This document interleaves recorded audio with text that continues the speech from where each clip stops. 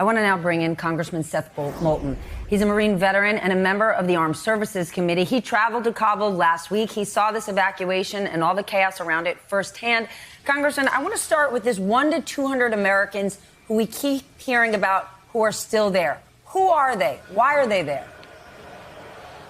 Well, we don't know all the details, Stephanie. I heard a report of a teacher who was there ostensibly to help educate Afghans, didn't find a way to the airport. As you've said, it was incredibly chaotic. There are great stories of the Taliban letting people through. There are also many tragic stories I've heard of the Taliban stopping people from getting to the airport. It sounds like that's what happened to this teacher. And so he's stuck there, and he doesn't know how we're going to get him out. And our responsibility in Washington is to have a plan for that. It's to have a plan for where we go forward. And the number one first step is to get these Americans and the Afghan allies that we left behind out to freedom and safety, because many of them have a price on their heads. But, Congressman, a plan with whom? You've said we need to have a working relationship with the Taliban, but White House Chief of Staff Ron Klain said last night that this administration might not ever recognize the Taliban as a serious government. Given that, how do you work together? I mean, Stephanie, this is an incredibly difficult challenge, and it's almost absurd that we find ourselves in this position 20 years after we went to war with the Taliban for harboring the attackers of 9/11. Now we're beholden to them to keep Americans safe on the other side of the globe. But nonetheless, that's where we are. And although there's a lot to celebrate about having the troops out of Afghanistan, we have to have a plan going forward. We've got to have a plan to contain terrorism. We've got to have a plan to get these Americans and our allies to safety.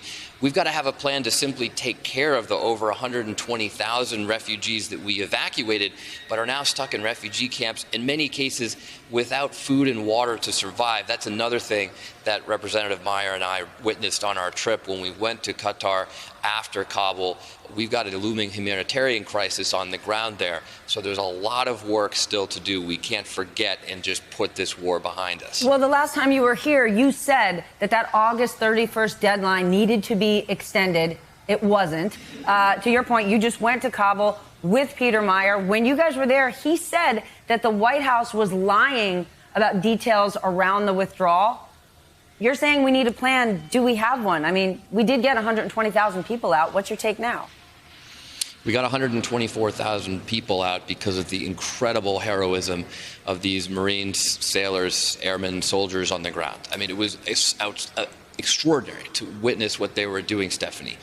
Wading out into the crowd, feet from the Taliban, our sworn enemies, to literally carry people to safety, to put Afghan girls and boys on their backs and bring them into our lines. That's why this was successful.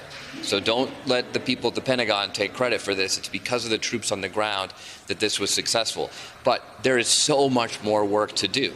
We've got to get the people out who we were left behind. That requires a very sophisticated diplomatic relationship with the Taliban going forward. We've got to take care of all these folks in refugee camps. I mean, many very talented, highly educated Afghans, but they're now stuck in aircraft hangars with no air conditioning and not enough water for their kids.